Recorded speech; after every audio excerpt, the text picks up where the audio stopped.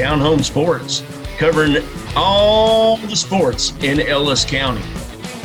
Brought to you by Pinnacle Bank, the way banking should be. Pinnacle Bank, not just another bank in Texas, but Texas in a bank. Located off of 287 in Midlothian, Texas. And Dough City Pizza and Burgers. For artisan burgers, pizzas, and ice cream, make sure you go where it's delicious to Dough City Pizza and Burgers, located in Red Oak, right across from the high school. We see the future in her. And as she grows, bonds are bigger. Lessons are learned. We plan for her future with those we trust. So when the day comes and she's ready to soar,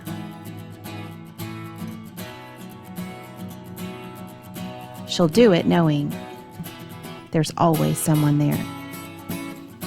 Pinnacle Bank, not just a bank in Texas, but Texas in a bank. Member FDIC.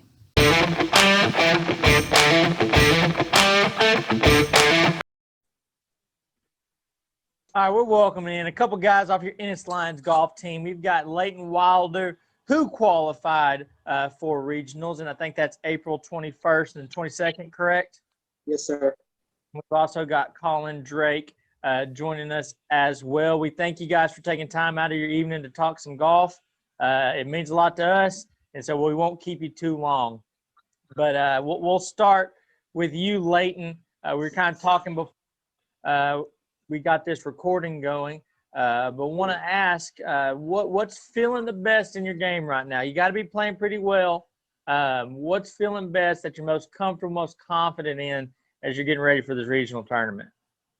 Yeah, I got to go off the tee. It's pretty solid right now. My short game's struggling a little. You know, it's not as good as it could have been. But you know, if it qualified for me, if it qualified me for regionals, then you know it must have been pretty good. But I got to go with my tee game. Off the tee is where I'm most confident right now. Well, Collin, you know, is it just a thing quarterbacks have to play golf? You know, I mean, quarterbacks and hockey players, but I guess so. I'm going to ask you to do me a favor, and let's talk about the other two. You have two ladies on the team that qualified for regionals as well. Can you tell us a little bit about them?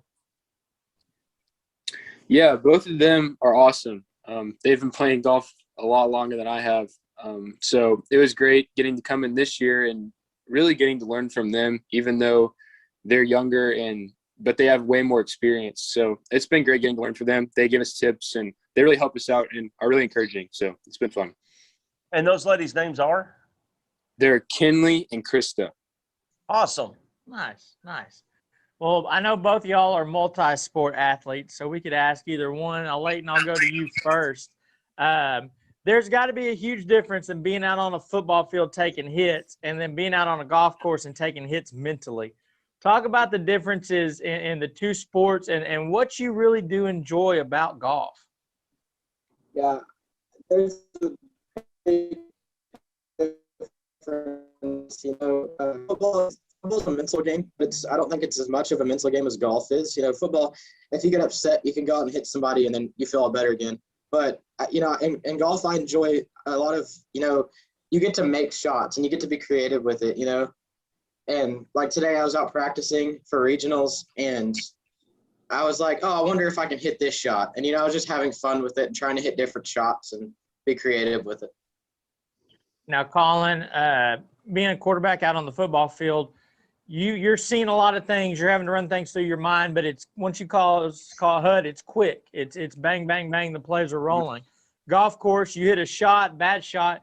You've got to walk 150 to 300 yards down the course thinking about what did I do there? Talk about the differences mentally. And I know there's a lot of people that say, you know, one sport's harder than the other, but talk about how taxing golf can really be on your body, but more up here in your mind. Yeah, I'd say first, both sports are extremely difficult, especially at Texas high school football and even at the golf the level we play at. and golf in general is extremely difficult. I would say it's a lot different in the way it is, kind of like you were explaining. Football is a lot faster and things happen really fast, and you get a lot more opportunity, I would say, in a football game as far as the snaps you take and just your percentage to make a good play, I guess. In golf, you only have a limited number of shots a hole. And so you really need to keep your composure throughout the whole game and the whole match. And it's long too. It's a lot longer than a football game. And you're more alone, if that makes sense. Now we have a team, but we play alone. So I don't have Layton or Caden next to me when I'm on the course. And so it's a lot more individual as far as the mental game. You don't have someone next to you, I guess, trying to keep you focused. So that's probably one of the major differences. Yeah. So Caden, we're talking about just the approach, different in sports and things like that, and golf. And like Collin said, y'all aren't next to each other when you're playing golf. What is that atmosphere like when you're in a foursome with three competitors and basically nobody to turn to, to get you up when you hit one in the woods like I do? Oh, I mean, well, so you just have to have a good attitude about it. Some people will let it get to them when they hit it in the woods or something, but you got to take a positive from every golf shot, I mean, you can't be too serious about it. You got to move on and go to the next one, I mean, I guess it just helps you grow as like when you're independent in the sport, you kind of have to, get past it mentally. It's more of a mental thing than it is physical. So, yeah. Well, Layton, when you're watching those guys on TV, the Jordan Spieths, the Brooks Koepkas, when you see them, since you play golf, you made the regional tournament, so you've got some talent. You can shoot better than probably 99% of the people on this planet. When you watch some of them shots, do you have an appreciation of how tough this game could really be and maybe how good those guys actually are? Oh, yeah, because, I mean, you see those guys, and they hit every shot solid. They rarely hit a bad shot and stuff like that. And then you go out on the course and you get these high expectations about it. And then you realize, you're human and they're basically machine at this point because they've got so much muscle memory. Well, and Collin, just talk about the fact that, y'all's ladies team is growing. You'll have 4 players next year. You had 2 this year.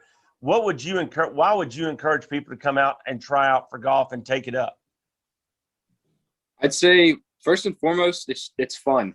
Like you start playing, we got really close really fast, just the whole team and both the girls at the same time. We're out there at practice every day. And it's just a fun sport to play. It's fun to be with your friends out on the golf course. So I'd say that first and foremost. And then secondly, I think it makes you appreciate a lot of different things as far as just mental focus, the whole mental side of athletics, or even take it outside of athletics, just in life. You've got to be focused for a long amount of time, and you've got to be mentally sharp. You can't make any stupid mistakes because then it'll cost you and it'll cost the team. So I think both of those are some good reasons why people should come out and play. Gotcha. Nice. Well, Caden, like anything in life, you kind of get out of it what you put into it. But with golf, I think a lot of people think that, if I just go out and play, 18 holes once, twice a week, I'll get better. But there's a lot more that goes into it than that. Talk about the preparation that you guys go through on a weekly basis when you're getting ready for a tournament. Is it hitting a bunch of balls off the range? Do you find more benefit in getting on the putting green? What all aspects do you guys see in practice that it's not just, okay, I'm teeing off on hole 1, here we go, this is it today? Yeah, for sure. If we would go out there for probably like each day, like Monday through Thursday, we would probably practice like 2.5 hours a day. And most of that would consist of us on the driving range for like an hour and a half. And then for another hour, we would be practicing our short game, chipping and putting, because, that's probably the most important. But, yeah, really, I see more benefits out of going to the range, practicing, more than just going out and playing for fun, 18 holes. So, but for sure, yeah, I think on the range and actually practicing instead of playing a holes actually is a greater benefit. So, Well, guys, I gotta say this, and Seth, you may not know this, okay? But this is the best dressed golf team in Ellis County. Let's just get that one out there right now, okay? All right. So talk to us a little bit, guys, about, attire and attitude. It does make a difference. The attitude that you take out there, the way that you look, the way that you feel. Layton, how does that help you with your game and you getting prepared?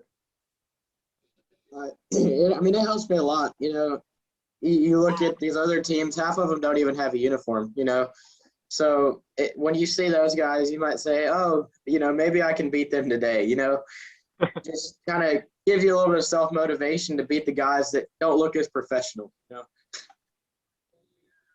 Nice. Well, Collin, I'm going to ask you. So I actually played golf my freshman year of high school. And that's only because they didn't have an off-season baseball class. But I played, and I've actually found out one thing you will run into, and I don't know if it happens on the varsity level or not, is you will run into people that try to fudge their score.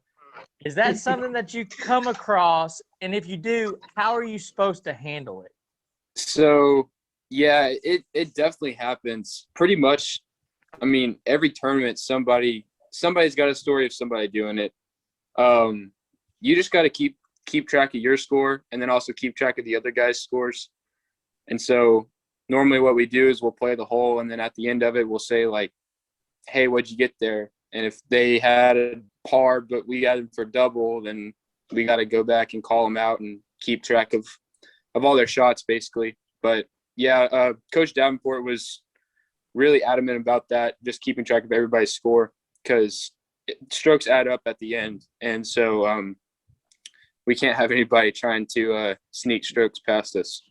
Well, and Caden, I helped out with junior high golf for a couple of years. And I'm not sure about the varsity level, but do they not have observers that go out there with y'all to walk the course with you?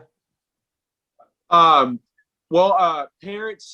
can go along with this. They can, if you have parents, they can follow and watch and stuff and whatnot. But they can't really be involved as far as, giving advice. They just kind of can watch. They can go down and help you look for your ball if you hit them somewhere you can't find it. But they can't really play a role in helping you, but they can go and watch. So there are spectators involved. And then every now and then we'll have, like, one of our coaches may come by, see how we're doing and things like that. That can give us advice for different shots. Awesome. Well, I'm going to run this through all three of y'all. Just can you tell us, just a really quick deal about Coach Davenport and how he's helped y'all out with everything? Layton, let's start with you. Yeah, he's helped me out a lot with the rulings and stuff like that, because that's what he's done that for a long time. He knows what he's talking about when it comes to that stuff. So he's helped me out with the rules and getting to know there's something happens on the course that we can handle it properly and stuff like that. Collin? Yeah, I'd say he's a really good golf coach because he's positive. He knows we had a team that wasn't the most experienced, but we're improving the whole year. And so I think just him having, like, a positive attitude and not really getting down on us, even though he probably could have at times, really helped us out. And other than that, he's just a great guy, cares for you, loves you. So. Hey. Yeah, I'll piggyback off that, what Collin said about him being positive. He made it all fun for us. We were serious, but at the same time we had fun, which made it, a lot more enjoyable. We weren't supposed to be, highly touted to go win district or anything, because, we literally scrapped up a golf team in like 3 months and played some tournaments. But he knew that, if we had like a run-of-the-mill, like 7-on-7 tournament, nobody, what are they going to do? They can't, nobody's going to be able to compete with this.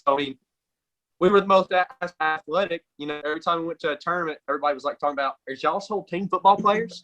Yeah, we are. Yeah, so it was fun. He's a great guy. So had a lot of fun. Well, like I told Collin, it just seems like quarterbacks in general want to play golf anyways. But yeah, no, guys, we want to thank y'all for coming on. We wish y'all the best. What a great season, honestly. Go ahead. I'm sorry. Before we go, I do want to ask, because I find this interesting. I'm going to go through all of you just real quick. What's your favorite course that you've played at around the DFW area? Layton, we'll start with you. I got to go with Tangle Ridge and Grand Prairie. You know, Nice.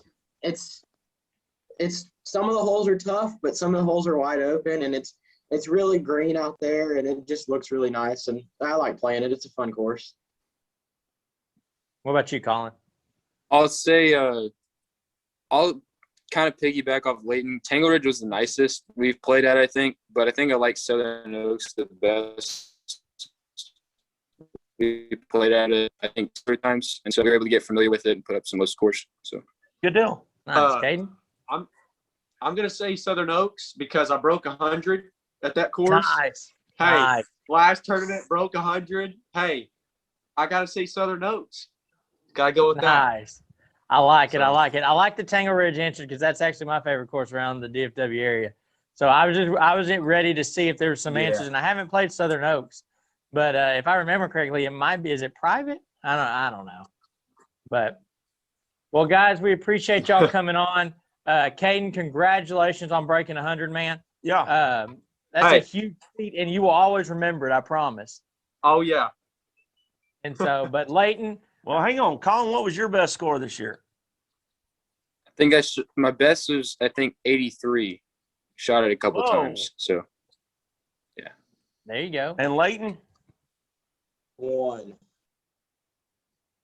One. was my best. 81.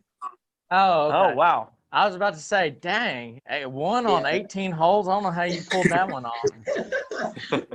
He went complete Happy Gilmore on that one. Yes. The ball went in the cup and bounced to the next green. But Well, guys, we appreciate y'all coming on. Layton, we wish you the best of luck on regionals, April 21st and 22nd. Where's that going to be at, by the way? It's going to be at Rockwall Golf and Athletic Club in Rockwall. Okay. Well, we wish you the best of luck. Hit them straight, hit them far, knock them in the hole, man. But thank y'all so much for coming out, talking with us. We appreciate it. And go give them heck, have fun on the golf course, and we'll catch y'all on down the road. yes, sir. Sir, thank Thank you y'all. for having us. Appreciate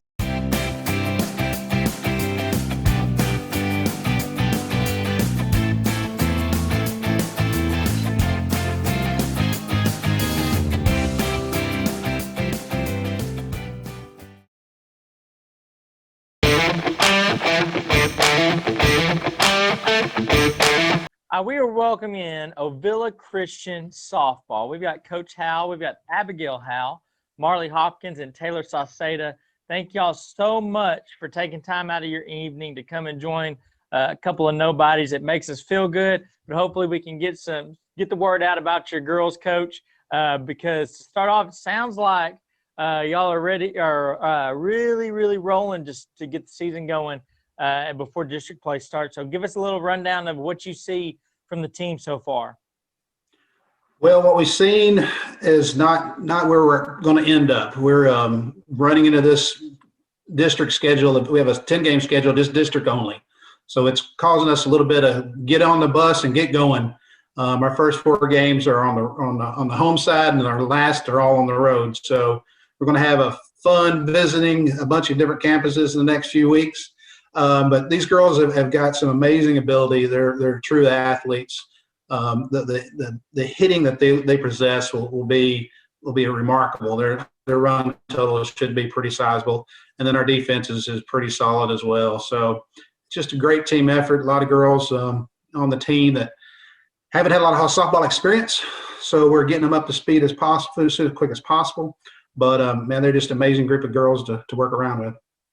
well, and Marlee, okay, is a second-year player. She's a senior and a catcher. And Marlee, talk about being that general on the field, taking control, telling everybody where to go. Have you found your voice? Well, I played softball when I was little, but I took a pretty long break. And so really what gets me through all of it is Abby. Like, I know some stuff, but I don't know a lot. And so usually if I have any questions, or I just go to Abby or Coach Bill, and they usually help me through it. But if I know something, I'll just shout it out. And if it's wrong, somebody will say it's wrong. Hey, well, Miguel, let's talk about you. Pitching comes at a premium in softball. Now, I mean, you are a multi-talented young lady. U Trip All-American team runner-up in 2019, 2019 TAPS second team All-State. You've done one-act play. You've done cheer. How do you take all those things into your pitching with you? You know, it's really one of those things where it's like you don't think that they would all connect to each other, but in reality, they all do. Like you take your voice that you get from cheer and softball and you put them together and you're able to perform great things on the field and you're able to perform better, not be afraid to talk, be up there, be encouraging to your team. So it's just it's a great thing. It's really beautiful. Well, but being in cheer and, always constantly having to be up and being in one-act play and the same thing, does that not help sometimes in the circle when it gets really quiet? Oh, it does tremendously. Sometimes it just gets very quiet on the field, and just being out there and just talking the whole time is the name of the game. That's how it is with my travel teams. We all just talk the whole time. There's nonstop chatter going on. And when the field gets dead, I keep talking just to make sure that we're staying upbeat and we're staying awake in the game. Awesome. Well, Taylor, coming down to you. You're good. So kind of the same thing. This is your second season playing softball, but you've been on that two-time state championship volleyball team there at Ovilla. Talk about the winning mentality there, and when you're bringing it to the softball field, how it translates, and maybe some of the things that you can see that you can take from volleyball, even though it's not necessarily the same skill set, but bring it over with you in the softball field. I guess it's just like it's a mentality kind of thing. And so on the volleyball court, you have to be able to move your feet to get to a ball. Same on the softball field. You have to move your feet to get to a ball, get your feet set, and get wherever you need to be in order to, make a play happen. So. Well, Coach, we're talking about these ladies on the field. Give us a little insight on them as individuals and the leaders that they're going to be in our community soon. The biggest testament to these girls is their path with God. We put Christ in first and foremost in everything we do. We do all actions to glorify Him. These three girls right here, along with the rest of the team, are on that path together. They're holding each other accountable as Christians and where they're going to be in life. One of them has a bad day, the other one brings them up. Not just one of them, but all of them. We're all going to be a part of the team and the glory of God. So watching them grow in their path, being a part of that path is amazing to watch them grow.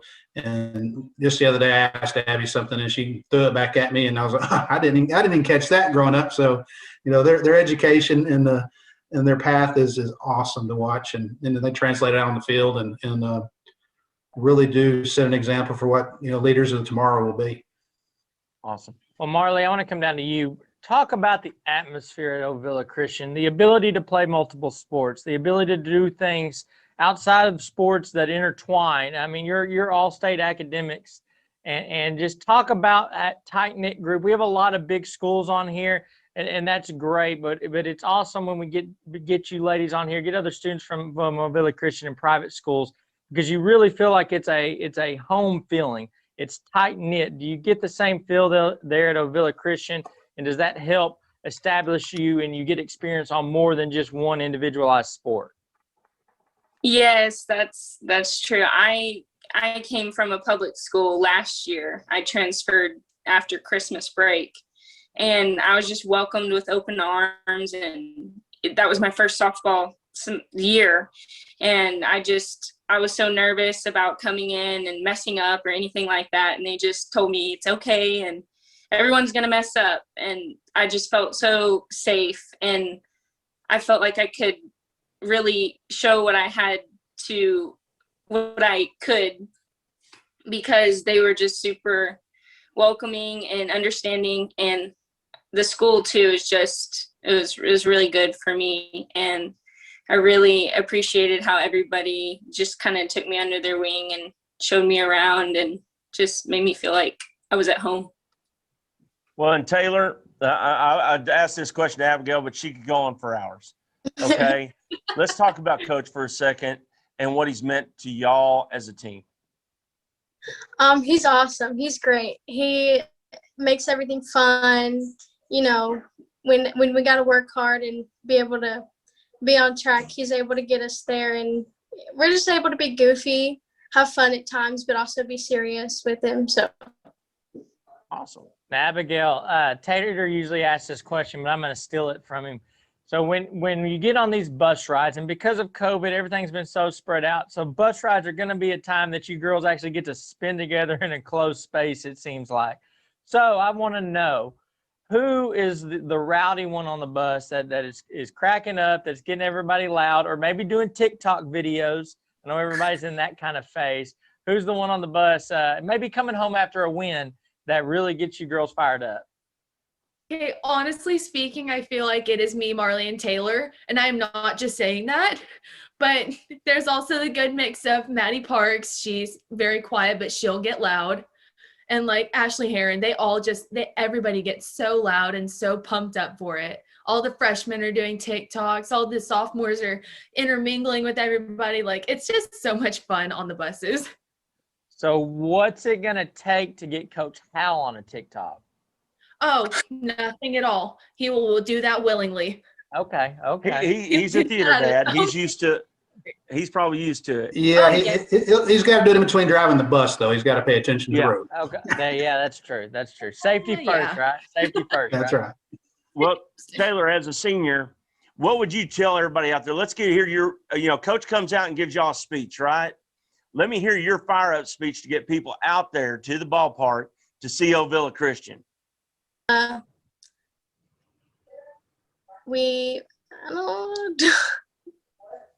That's okay. You're good. It's all fine. I would just say we're a hype team. We get so hyped, and it's so much fun. It's fun to come and watch us. And very good. Well, awesome. Well, Coach Howell, before we let you go, I know you've touched on these girls specifically, I mean, in the play on and off the field, but talk about getting to coach at Ovilla Christian and how it compares, maybe if you've been places before, but having that tight-knit community. You have your daughter there, but getting to coach this group, because it seems like it's fantastic girls on and off the field academically. They're involved. It's got to be a real treat to be a coach there. Yeah, no, I'm telling you what, to be a part of that group of community in Ovilla is amazing. We have multi-sport athletes, which, in public schools, it's one sport athlete. So you get them whenever you want them. With multi-sport athletes, you got to wait till the basketball season ends to get the rest of your team over. So you're creeping into the first game, might have had a practice or two.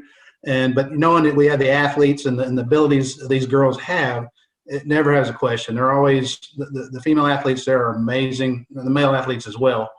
Able to translate to each sport and do. Softball girls right now, there's 6 or 7 on the track team. So they're competing on track on a daily basis, with softball practice on a daily basis, and game and track meets. And they're busy student athletes, but, and first comes Christ, and second right behind it's your grades. So we have time. We need to sit down and have a pep talk about grades. We'll have it, or we'll work on math together, or what do we need to do. And then third, we'll play some ball. And that's kind of the dynamics at Ovilla. It's a really close-knit group of girls.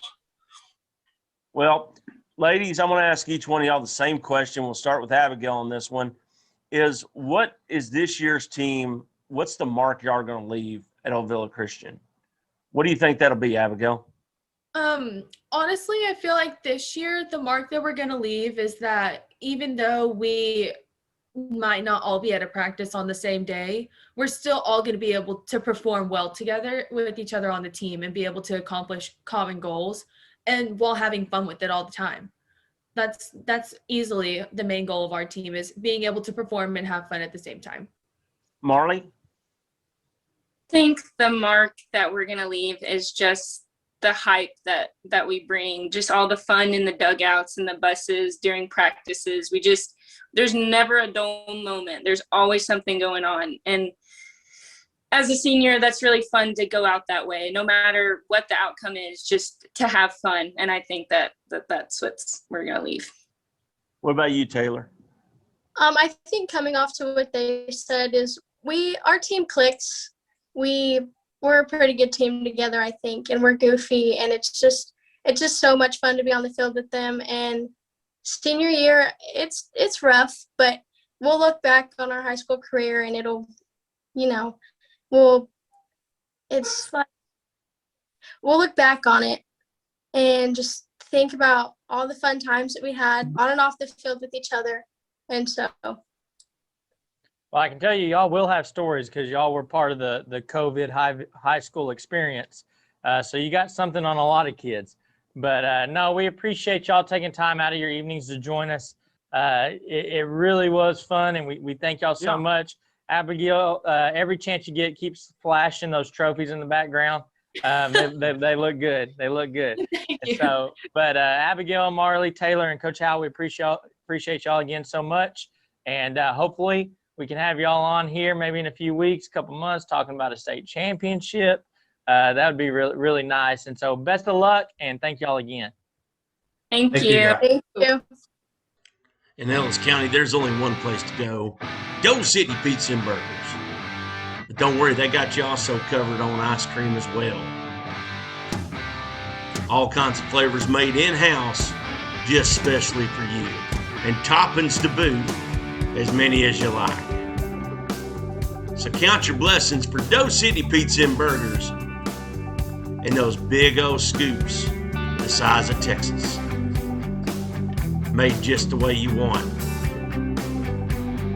So head on down to Doe City where the service and food are both delicious. Doe City Pizza and Burgers located in Red Oak, Texas, right across from the high school. Come on down and try 'em.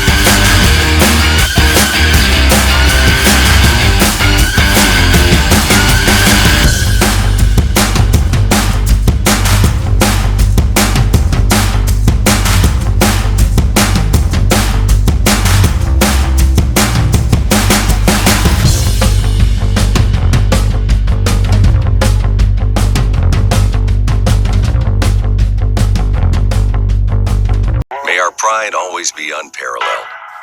May our traditions live on and on. May our dreams be big, but our hearts even bigger. May we never be too busy to smile, too old to dance, or too tired to care. It's what makes us Texas, and it's what makes Pinnacle Bank happy to be here. May we always be part of your community, because we're not just a bank in Texas, we're Texas in a bank. Pinnacle Bank, the way banking should be.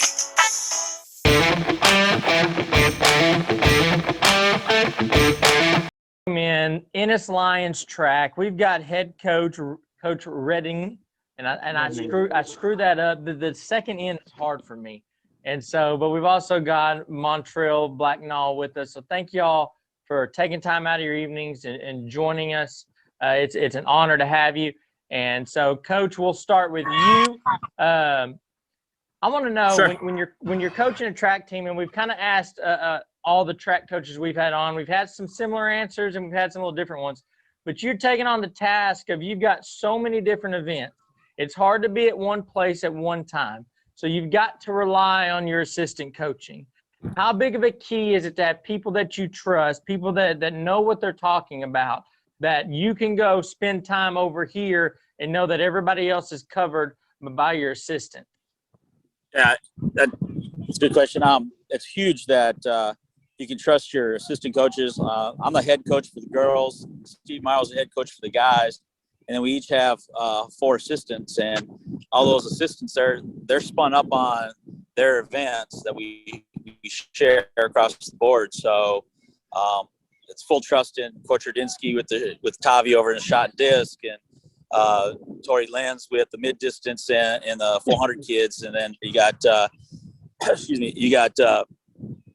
Coach Christian Winnett. He's learning now. He's more of a basketball cat, but he's learning the sprint side with Byron Northrup, who's kind of our sprint expert, and the long and triple. So when those guys are coaching over there, I'm kind of a little in the back there, and I try not to add much because those guys, they got their own language they're speaking to the kids, so we don't want to confuse them. So they do a great job on the girls' side of the house, and the same on the guys' side house. Coach Morrow, he kind of does the same way. He kind of sits back. He listens to Coach Willingham, Coach Smith, Coach Johnson. Lets those guys get their pieces done, and then if he needs to add a little piece, he does. But the assistant coaches in Ennis are awesome. Awesome. And Montrell, 14 events in track and field in high school, and you compete in about half of them. So what is your favorite event? My favorite event is probably polo at the moment, if I'm being honest. Like, it's just, out of all of them, it would be polo. I mean, hurdles is fun too, like going over, like, feeling the adrenaline and, like, running and stuff, like, after you have a gun. But, like, polo, like, being in the air, like, just shooting myself up and stuff, like, it's just something about it. Like, just being in the moment and stuff. So, yeah. Nice. Well, Montrell, I want to know, as a pole vaulter, you said your favorite event. This is someone who is scared to death of heights, I'll be honest. And so to actually, when you're younger, to start it, to have the courage to do it, and then now you've taken it to another level, you've excelled at it.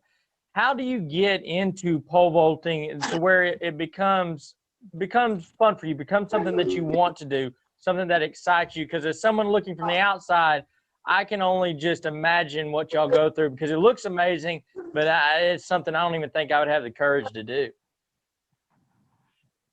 I feel like once you just, I'm sorry if it's loud in the back, but I mean, like, I feel like once you just get on top of the pole and, like, you get so comfortable, like, getting in the air and, like, just getting that rhythm, like, it's fun, like, trying to go for new heights, getting higher in the air. It's, like, just something about getting over that bar and, like, looking at everybody as you falling down. Like, it's just something fun about that. Like, just seeing it all, like, everybody watching you. So, I mean, yeah, like, it's a great thing to feel. That's how I see it. Awesome. And, Coach, I mean, you're blowing up school records over there in Ennis this year. You got Lily. Lily? Yeah, Lily Edwards. Okay. Lily Edwards, 200, 400, but she's got school record in 400. We talked before. You said she might break the 200. You've got this good. Go ahead. She was looking good early season, in the 200. And, we had some UIL kind of put some limits on our meet.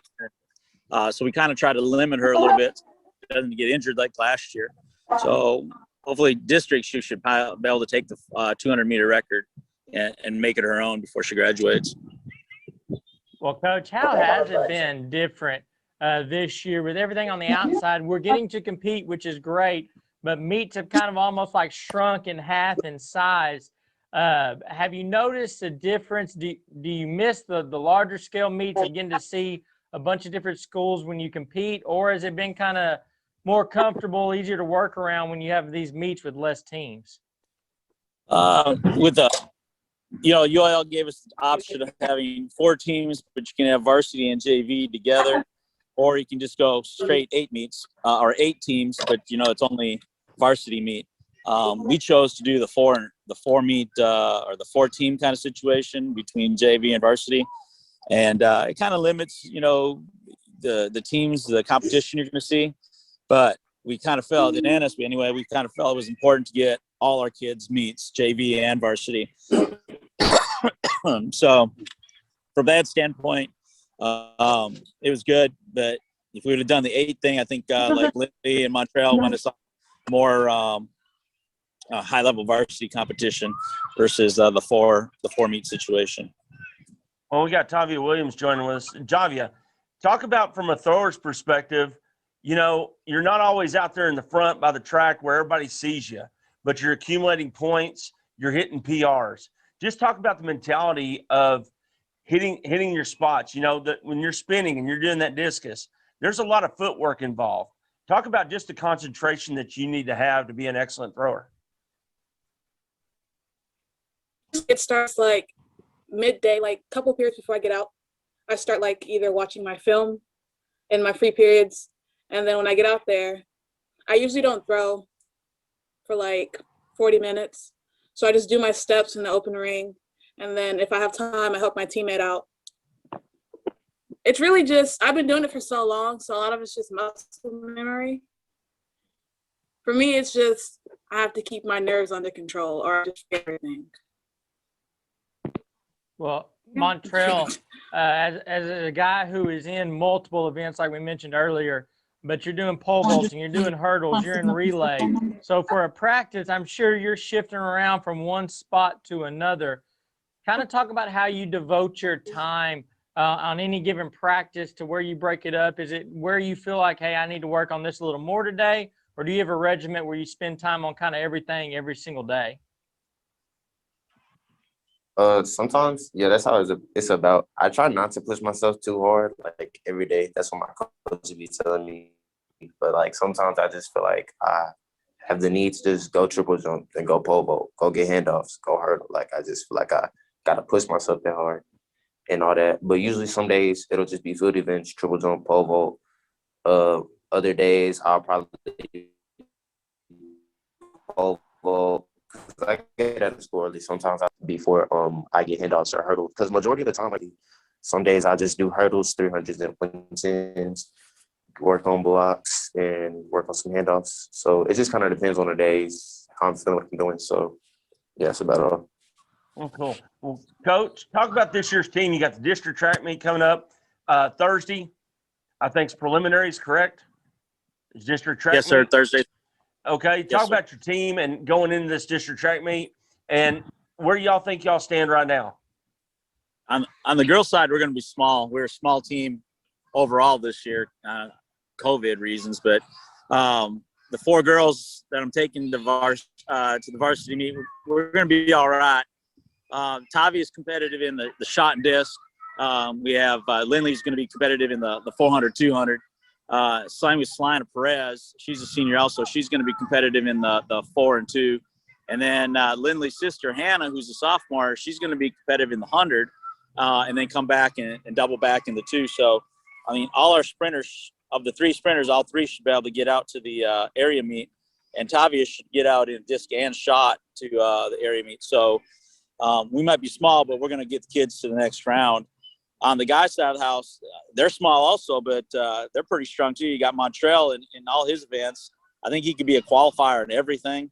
We got Heath Varner over there in the disc and also in the hurdles. Probably going to qualify in disc. I don't want to jinx him. If I find some wood, I'll knock on some wood around here. Let's see. You got who else over there? You got the 4x1, 4x2 relays. that are going to be competitive. And then Montrell TT, he's in the 100 and 300 hurdles. I believe. Awesome. All right, and he's got a great shot in the 100 or 110 hurdles and the 300 hurdles. And then you got Dorian Strong over in shot and disc. He's right there with Heath. Heath kind of gets some of the numbers out there, but I mean Dorian's like right behind him. So I mean Ennis could go 1-2 in the disc, and then Dorian pretty good in the shot. He might be able to win the shot or be close to it. So that guy. And then you got Bryson in the 200, the 100. That cat's like lightning. He's playing like select soccer. Like what's that Dallas team up there? Was it FC Dallas or Arsenal? Yeah, he plays FC Dallas. He's like in the development league or something like that. And I mean, the kid's lightning to the ball. So watching him get out of the blocks and get around the corner of the 200, it's a pretty thing to see. He's like a gazelle when he's running. That's pretty awesome. Awesome. Well, Tavia, coming down to you. Coach mentioned tight-knit group. There's only 4 or 5 of y'all going to that district meet. But talk about, even though y'all all do separate events, the team chemistry between y'all's track team there in Ennis, the being there, supporting each other on. It sounds like y'all are going to have a great chance to make it to the next round. But what has that team chemistry been like and being there to support those other girls and guys off that Ennis Track team? Well, I've known most of them for a long time. Most of them don't get to see me throw, but I'm definitely down there cheering when they're running. We really motivate each other to get first or get points in general, since there's not a lot of us. So we all want to see each other go home with a medal. Well, heck yeah. I think we're pretty close. Well, good. Well, go ahead. I forgot to mention Coach Hollywood helps out over there with the shot and disc. He's instrumental in Davia's success, Dane's, Heath Verner's success, and Dorian Strong. He's instrumental in the success that they're having over there in the shot and disc rings. Well, it takes a lot of people to get a track team going, Coach. And, to Montrell, Tavia, rest of your team, we want y'all to make it out to area. Yeah, that'd be great. Yeah, first we have area, which will be next, I think it's April 16th in Joshua.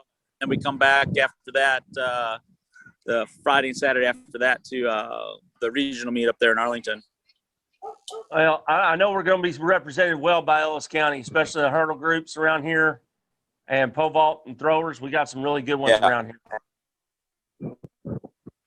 Well, Coach, yes, sir. Thank you so much. Montrell, thanks. Tavia, thanks. Hey, thank you. May our pride always be unparalleled. May our traditions live on and on. May our dreams be big, but our hearts even bigger. May we never be too busy to smile, too old to dance, or too tired to care. It's what makes us Texas, and it's what makes Pinnacle Bank happy to be here. May we always be part of your community, because we're not just a bank in Texas, we're Texas in a bank. Pinnacle Bank, the way banking should be. It's time for the Pinnacle Power Player of the Week, Pinnacle Bank, with ATM Live, powered by the people. We're joined today by Braylie Hoggett. And Braylie, what sport do you love to play? Softball. Awesome. Do you play any other sports, Braylie? I used to play volleyball, but I don't do that anymore. Okay. What do you like about softball so much? Well, I love the excitement about it when you're batting or when you're on the field. You're just aiming to go get the ball or trying to get a player out or just trying to hit the ball so you can make it to first. And when you're trying to do that, the excitement of it makes you just love the game. And I also love the support of everyone and your teammates. You're having fun in the dugout whenever you're not on the field. Okay. And do y'all have any chants that get you fired up? We do have a lot of chants. We actually just started singing some new ones. Our coach brought in some papers with chants on them. And so whenever something specific happens, like if someone makes it to the first base, then we'll start singing chants or we'll just have songs that we already have and we'll just start chanting them and have fun with it. Okay. And who's your softball hero? I really don't know, but I think it's probably one of our close family friends, yeah, Taylor Lynch. We went to a bunch of her softball games, and I really like her. Awesome. And what do you want to do in your softball career? I would like to maybe become famous from it, but I would like to just at least do something to coach kids maybe, or just Very go to a nice. good college and get into the career of doing it. Okay. And for other girls that are out there that may, not know about softball, what would you say to get them to try softball out? Well, I would say if you're looking for something to fill your free time or just like a hobby for you, softball would be a really good thing to do because there's just so many fun things about it that you can learn, and like fielding, bunting, and it'll just keep you on your feet, and it's so much fun just to bond with your teammates and just have the excitement of the game to just keep you on your feet, because I used to be so exhausted whenever I had a game and so nervous, and now I'm just so excited that I have something to do and something fun to have on those days. Awesome. And do you want to shout your team out? What team do you play for? I play for Mayhem. I'm actually wearing my jersey right now. Mayhem jersey. Oh, wow. Okay. Well, Braylie, congratulations on being the Pinnacle Power Player of the Week. Cover a lot of high school sports. Okay. Who's your favorite high school team? Probably the Lady Panthers. Oh, okay. Awesome. So is that Midlothian or Maypearl? Midlothian. Okay. All right. Well, folks, once again, this is Braylie Hoggett, your Pinnacle Power Player of the Week. And Braylie's a great softball player. And stand by, because we got some video of her coming up right now.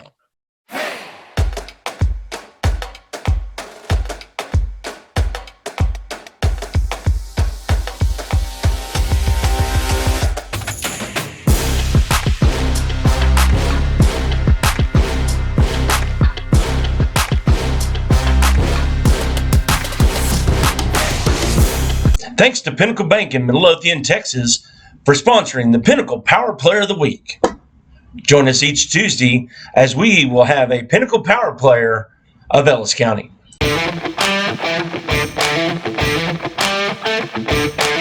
We are welcoming in Waxahachie Indians baseball. We got head coach Tracy Wood. We've got JT, Jared Thomas.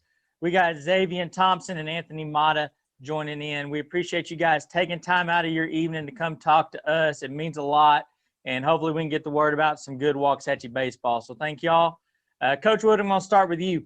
I'm going to guess after last season, it felt good to get back on the field, but it seemed like with that ice storm that it really wanted to test your patience on being to play baseball full time. But how good is it to be out and getting to play this season?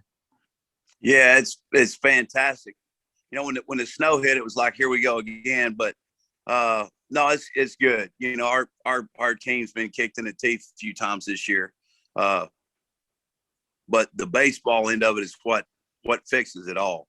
Yeah. But yeah, good to be out there today in shorts and t-shirt, and weather was fantastic. And that's why you do it. It's why you want to be out there. Amen. Well, Xavier, I want to ask you about this no-fly zone outfield y'all got going on out there. Tell us a little bit about it. We got a bunch of guys out there that like to run and go get the ball. We like some ball hawks. Whatever is up in there, we go get it. That's our mentality. We got to go get it. Well, and does that speed of the outfield not translate to the base pass as well for y'all? Yes, sir. We got a bunch of speed on the team, not just in the outfield, but we got a bunch of speed on the team, and we know how to run around the bases real good. Well, JT, coming to you, talk to us as a guy that will rotate between outfield. You can play some first, you pitch. So you're in it. You're the 3-hole in the anchor in this lineup. Talk about the mentality when you're going from right field or you're pitching, starting a game, you're still swinging, being able to juggle all those hats and still play at the highest level possible. I just think it's a simple matter of fact, just doing my job. I mean, we practice enough to get into our heads what we need to do, especially with X leading us off, and then we got Jacob Cruz who's going to bunt him over or pull a ball to get the guy over, and I'm just going to drive the guy in and hopefully put us ahead early on the board. It's a lot of fun when everybody's doing their job. It's a lot easier. Well, Anthony, being a senior, basically last time you were on a full season, you were a sophomore. Can you talk about, missing that year and just becoming a leader instantaneously pretty much, and how the senior class is leaving their mark this year on baseball? We're going to be leaving a good mark this year. We have a lot of leaders, Casey, Justin, Cade. We all work hard. And then that season we missed, that was an important one. I think we had a shot. Well, Coach Wood, I want to ask you. You guys are in a very, very tough district, and you're sitting in a pretty dang good spot right now. Y'all are having a good season. But talk about when you're going down and around this county, around North Texas, you see good teams all around.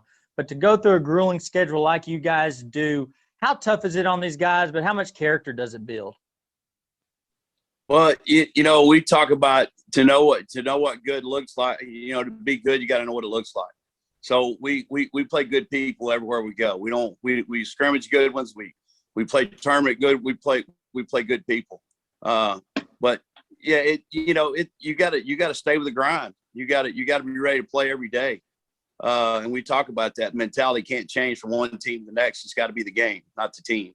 And these guys got a lot of character. Great work ethic. We had some stumbles early on, but I think we've kind of got it figured out where everybody's going to be, what's going on, and I feel good about it for sure.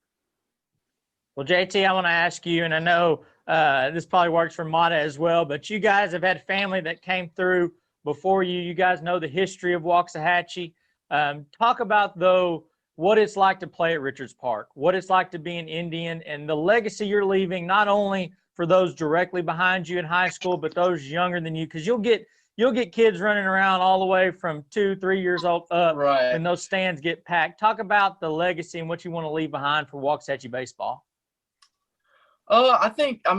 Playing at Richards Park is probably it's probably the best grass field in the state of Texas, period, if not the country. So just being able to wear Indians or Waxahachie on front of your jersey means a lot, especially, when we had the camp the other day, seeing those little kids look up to us as like leaders and like they want to be us one day. It's just, it makes us want to be that much better, especially like mentality stuff, like being just a good person in general.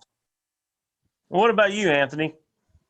It's just wearing that W. You got to wear it with respect the game.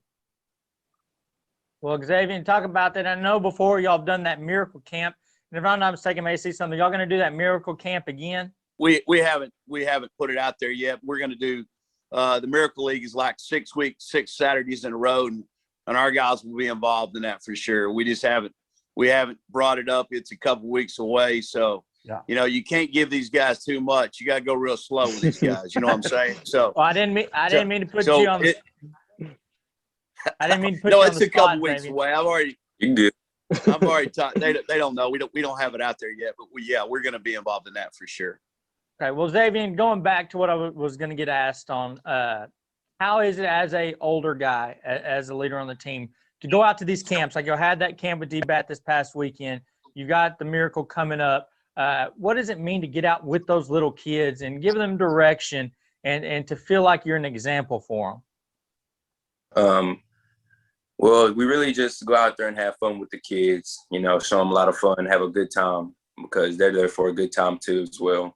And just to, show them, be someone they look up to, show them, what Waxahachie baseball is about and what they're going to come through when they come into baseball. Now, Coach Wood, I want to ask you something, because I know that old Phil Turner had his jersey retired a couple weekends ago. Not a lot of people maybe outside of Waxahachie know, but if you're from Waxahachie, you know who Phil Turner is. Talk to us about what he means to the program, what he's meant to the field at Richards Park, and the legacy he kind of left behind. Well, what a lot of people don't understand, it's really me working on that field every day. I don't know if y'all know that. I got a video of me raking, so I got proof of that. But no, I told these guys last week that a lot of people don't know that Phil Turner, all they know Phil Turner is the guy that walks around at the field, raking the field with a fanny pack on. They don't know who that guy is. That was an All-American at TCU, was inducted to the TCU Hall of Fame, inducted to the Waxahachie Hall of Fame, and has a lot of respect. And Phil's fantastic, man. He's one of a kind character for sure. But between him and Jim, no stone gets unturned. I mean, don't step on the wrong place. It's the wrong time. That field is that field is a monument to those guys. They do a fantastic job. The whole Turner family, it started with his dad back in the day of doing all that. And I've kind of been educated in all that since I've been here, my 14 years I've been here.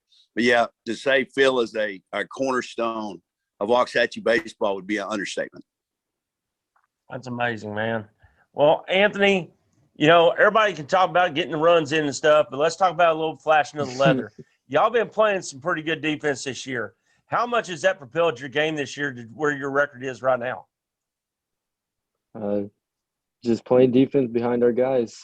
Just playing catch, like Coach Wood says. Play catch. How much drill period is that to get where you are right now? That's quite a bit. That a baby. There we go. Well, JT, I want to know, you've got two parks there. You've got Richards and you've got the turf field, and it seems like everybody has a turf field now. Right? But isn't it special to be down there playing under the lights and get to play on that grass field, because there's not many of them left? Right. Yeah. There's no better feeling than playing at Richards Park on a Friday night or a Tuesday night. I mean, the whole city, is out screaming the Indians, go Indians. It's a lot of fun, especially when you have a clutch hit and the crowd goes crazy, get the guys all hyped up. It's special, man. And not that you need it, but you do have that jet stream since you're left-handed, so that helps too, right? Yeah, it's true. It's true.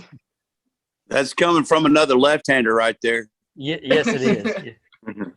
And so, well, Xavier, coming to you at the leadoff spot, the guy who sets the tone. How important is it in your ABs when you get up there that you're getting those pitches that you want? You're finding a way to get on base. JT kind of alluded to it earlier. You get on, two hole either pulls it, you still second base. You try to manufacture runs with a bunt. How important is it, though, as the leadoff guy, set the tone early, get on first base? It's very important because you got to set the tone, get the game started, put some runs up on the board early, get the team a little nervous. So that's what we do. We get after it at RABs. Got to pick and choose. Find a way to get on. Well, Coach, how proud are you of this team thus far this year and what they've been able to accomplish with all the kind of things that have been stacked up against them thus far? We'll tell you in May. No, I'm just kidding you. That's a good answer. No, they're doing a great job. There's no doubt about it. And these three guys kind of make us go. We got some good baseball players, and we're putting 9 good ones out there. And we got some other good ones on the bench too. But these guys kind of make us go. But the whole team, it seems like the program's been kicked in the teeth starting from last March. But we just kind of grind. We try to show up every day and work hard. And you mentioned drill period. We took a few ground balls today. But it's, we talk to these guys all the time. It's about the fundamentals. It doesn't matter what you're doing. It's about fundamentals. And if you don't throw and catch, you don't win. And we can give you a lot of examples of that. But these guys are doing it the right way. They're coming to work every day. They're getting behind each other. They're having a good time. They're working hard, and I'm real proud of them. But we got a lot of work to do. We got a tough one tomorrow night. It's real pivotal for us. I think we've won 4 in a row. I don't know, 16-6 or whatever it may be right now. 4-2 in district. But there's not a bigger game we played this year than tomorrow. It's real pivotal for us, for sure. And that's Waco Midway, correct, at home? That is midway. That is midway at home, and it seems like I don't know how many battles I've been in with those guys. Man, they're always in the mix. It seems like they always run through them. Whatever they do, it runs through them, and they're going to be a good team for sure. I don't think anybody in the district's any better than we are. You know, our little saying right now is win the next one, and we're just trying to be good that day, and that's what we need to be tomorrow. Well, JT, I want to ask you, now this is going to be strictly for bus rides when you win, because I know how bus rides go when you lose. But when you're on your way back, I know when you're on your way to the game, everybody's getting focused. But on the way back, you're coming off a W. Who's the guy on the team that's getting riled up at the back, playing music, maybe taking videos, TikToks? I don't know what y'all do. But who's the one riling everybody up after a big dub on the bus ride? That's I'm JT. gonna say it's the guy in the ponytail right now. I'm gonna say it's X. That guy gets pumped up after a win, especially if he does it really well. He's excited. I don't blame him either. It's a good time. It's a good time to say the least. Well, awesome. Well, guys, we appreciate y'all jumping on with us. We wish y'all the best of luck, not just tomorrow night, but for the rest of the season. It's always good to see a Waxahachie team go deep in the playoffs. It represents the county well, represents the town well. So thank y'all so much, and hopefully we can get y'all on again here in a few weeks and talking about a deep playoff run. I know I'd love it, and so if you're free, we'll have you back. But thank y'all so much. Thanks for having us. I appreciate it. Sir, thank you.